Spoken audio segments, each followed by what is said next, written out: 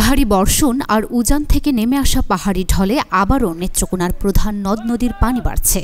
উবদাখালী নদীর পানি কলমাকান্দা পয়েন্টে বিপদসীমার ৫৯ সেন্টিমিটার উপর দিয়ে প্রবাহিত হচ্ছে।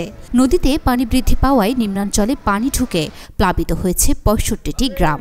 জেলার প্রধান নদ নদী কংস, সোমেশ্বরী, মগরা ও ধনু নদীর পানি বৃদ্ধি অব্যাহত থাকলেও এখনও বিপদসীমা ছাড়ায়নি। গ্রামীণ রাস্তা, পুকুর, ঘরবাড়ি ও বিদ্যালয় প্লাবিত হয়ে দুর্ভোগে পড়েছেন সাধারণ মানুষ। এলাকাবাসী আশঙ্কা করছেন বৃষ্টি অব্যাহত থাকলে যে কোনো সময় বাড়ি ঘরে পানি উঠে যেতে পারে। খুব আতঙ্কে আছি, গরু বাছুর যান মাসান এটাই দায়ী হয়ে গেছে। পানি কিরকম বাড়তেছে? পানি বাড়তেছে, পানি মনে হয় আজকে সকাল থেকে মনে হয় আরো ৪-৫ ইঞ্চি পানি বাড়ছে, বুঝলেন। এখন তো চিন্তা ভাবনা হচ্ছে যে স্কুলে যাবো আর কি আমরা খুব অসুবিধায় আসছি। আমরা ঘরে দুয়ারে পানি, রান্না বান্না ওই যে টিনের চুলা কাটতে আমরা রান্না বান্না করতেছি চৌকির উপরে। পানি অত তো পানি তো আপনার এই রাস্তাঘাট ডুবে পানি আপনার এই বাড়িতে উঠা জায়গা, খুব কষ্টে আছি আমরা। গরু বাছুর তৈতারি না গরু পানি উঠে কি আর এই এক তো রানলে আর এক তো রান্ধি না, কি হরি আনতেছে মানুষের করতে রান্ধে গাইতে। এই যে আর একটু পানি পারলে বীজ তল হইবে, আর টেবিল পানির তলে আছে ডুবে ডুবে রান্না খাওয়ারও কষ্ট হবে।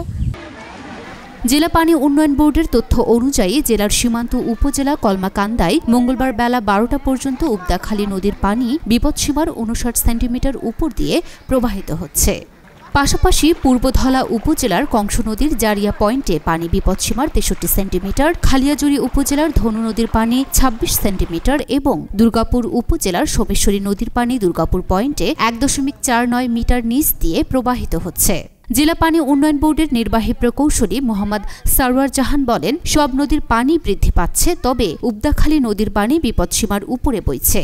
আমরা সাধারণত বিপদসীমার ৫০ সেন্টিমিটার থেকে ১ মিটার পর্যন্ত পানি প্রবাহিত হলে বন্যা পরিস্থিতি হিসেবে গণ্য করি এবং বিপদসীমার ১ মিটারের উপরে পানি প্রবাহিত হলে অতি বন্যা গণ্য করে থাকি।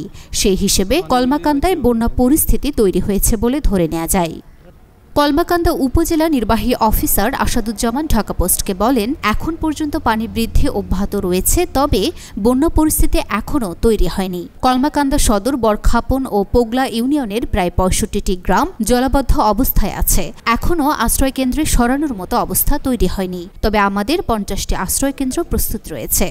জেলা প্রশাসক শাহেদ পারভেজ জানান, নদীর পানি বৃদ্ধি পেলেও এখন পর্যন্ত জেলায় বসত বাড়িতে পানি ঢোকেনি, তবে পানি বৃদ্ধিতে বন্যার আশঙ্কা রয়েছে। তবে বন্যা মোকাবেলার জন্য সকল প্রস্তুতি জেলা প্রশাসনের রয়েছে। লুনা আফরোজ নিপা, ঢাকা পোস্ট।